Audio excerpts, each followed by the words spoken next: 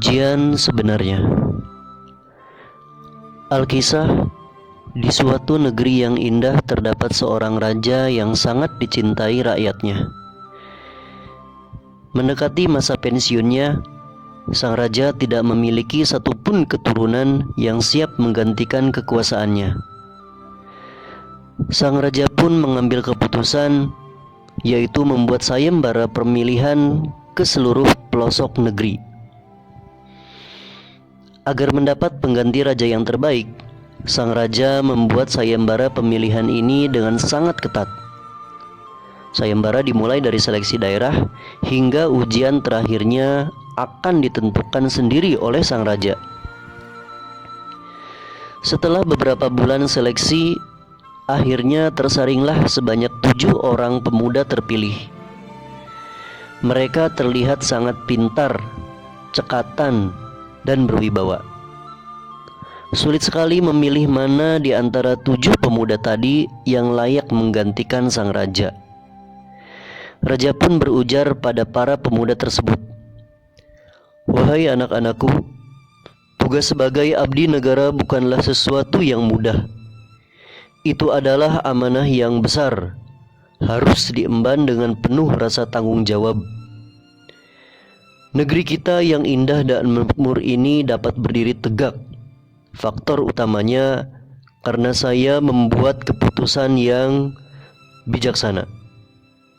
Kalian bertujuh terpilih sebagai calon penerusku.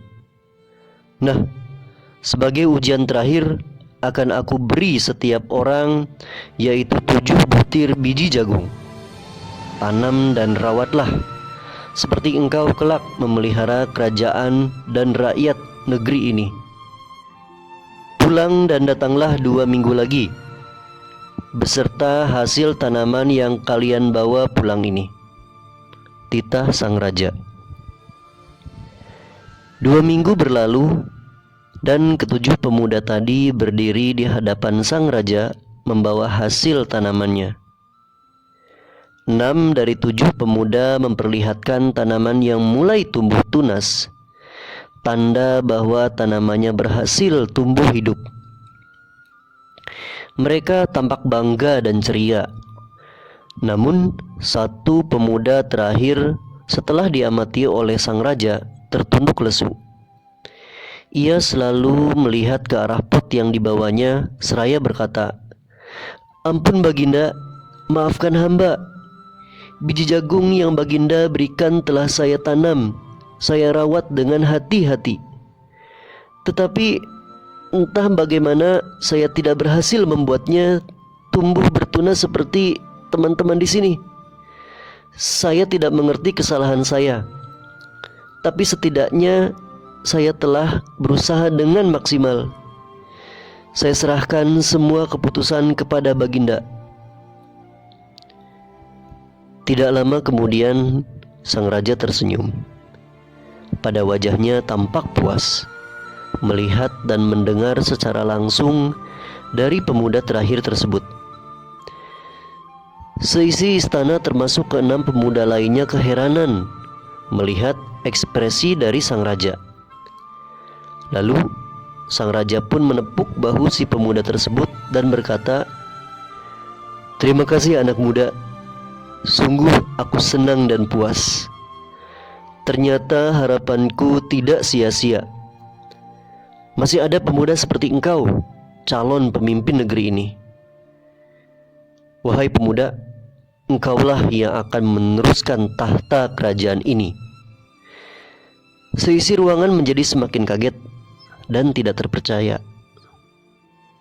Bagaimana mungkin seorang yang gagal menanam tanaman sebagai ujian penentuan bisa terpilih menjadi raja? Sambil berpaling kepada semuanya, sang raja melanjutkan, "Dengarlah baik-baik. Pemuda ini telah memenuhi harapan terakhirku. Dia pemuda yang jujur, calon pemimpin kerajaan ini di masa depan. Inilah ujian sebenarnya. Memang tanamannya tidak tumbuh dan pasti tidak akan tumbuh, karena biji jagung yang aku berikan kepada kalian sebelumnya telah aku rebus lebih dulu, sehingga sampai kapanpun biji itu tidak akan pernah bertunas karena sudah mati. Kalian 6 pemuda tidak jujur. Berani benar kalian melakukan perbuatan memalukan ini. Kalian pantas dihukum karena telah berusaha menipu rajamu.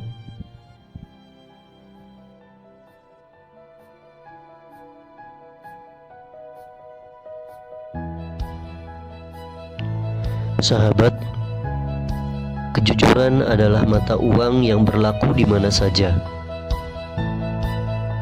Dengan kejujuran, kita dapat hidup dengan perasaan aman, nyaman, dan tentram karena tidak dikejar rasa bersalah. Bahkan, kejujuran berbuah manis seperti kisah tadi. Walau kadang bertindak jujur itu menyakitkan, namun menyembuhkan.